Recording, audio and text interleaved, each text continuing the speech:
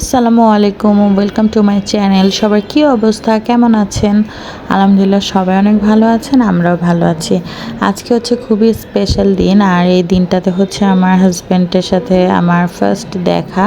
তো এই দিনটাকে হচ্ছে আমি একটু স্পেশাল করার ট্রাই করি, সেটাই আপনাদের সাথে শেয়ার করছি। আশা করছি আপনাদের ভালো লাগবে, আর ভালো লাগলে অবশ্যই হচ্ছে ফ্রেন্ড এবং ফ্যামিলির সাথে শেয়ার করবেন। আর যদি আপনাদের পছন্দ হয়ে থাকে ভিডিওটা, তাহলে অবশ্যই হচ্ছে সাবস্ক্রাইব করে আমার পাশে থাকবেন। চলেন ভিডিওটা শুরু করা যাক।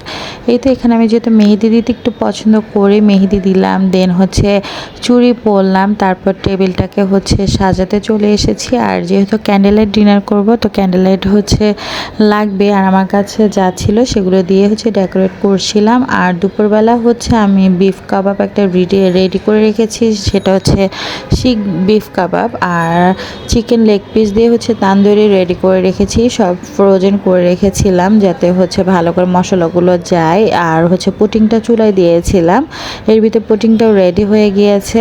আর আমার হাজব্যান্ড অর্ধেকটা হচ্ছে পুটিং খেতে পছন্দ করে না, তারপর আমার আর আমার মেয়ের যেহেতু পছন্দ ডেজার্ট হিসেবে, তাই আমি এটা দুটো ডিম দিয়ে হচ্ছে রেডি করেছিলাম। আর পুটিংটা ভালোই হয়েছিল, কিন্তু মানাত বুড়ি লাস্টে একটু ধরতে গিয়ে ভেঙে ফেলেছে, এটা কোনো ব্যাপার না।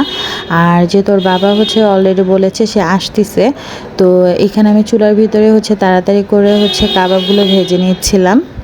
আর বিফের এই শিক কাবাবটা বানাতে পাপা খুবই পছন্দ করে, আর লেগ পিসের এই তান্দুরিটা মান্নাত খুবই লাইক করে। তো ওদের কথা মাথায় রেখে এগুলি ডিনারের জন্য রেডি করেছিলাম। আর এই নানগুলো হচ্ছে মান্নাতের বাবা আসার সময় নিয়ে এসেছিল। আর আমি হচ্ছে ধনিয়া পাতা পুদিনা পাতার একটা চাটনি করেছিলাম। ড্রিঙ্কস হিসেবে আমাদের ম্যারিন্ডা ছিল। তো এই তো আমার ডিনার রেডি, আর এখানে কিছু ছবি ক্লিক করলাম। আজকে ভিডিও এই পর্যন্ত, আল্লাহ হাফেজ।